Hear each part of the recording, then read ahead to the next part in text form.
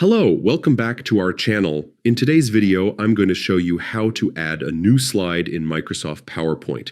Whether you're working on a school project, a business presentation, or any other type of slideshow, knowing how to efficiently add slides is essential for keeping your work organized and making sure your message comes across clearly.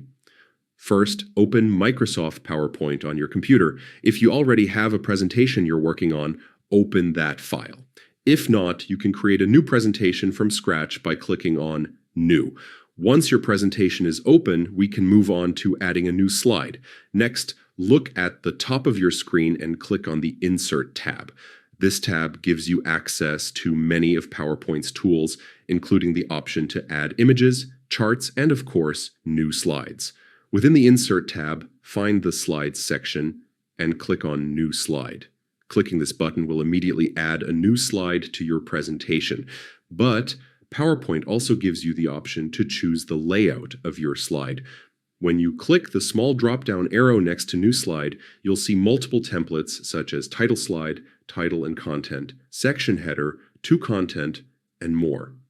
Choosing the right layout helps keep your presentation organized and makes your content easy to follow. For example, if you're adding a standard slide with bullet points, Title and Content is a great choice.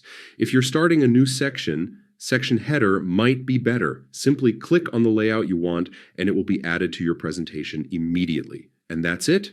You've successfully added a new slide to your PowerPoint presentation. The more you practice using these tools, the faster and more confident you'll become in creating engaging and well-structured presentations. I hope you found this tutorial helpful. Do not forget to like, share, and subscribe to our channel for more tips and tricks on PowerPoint and other productivity tools.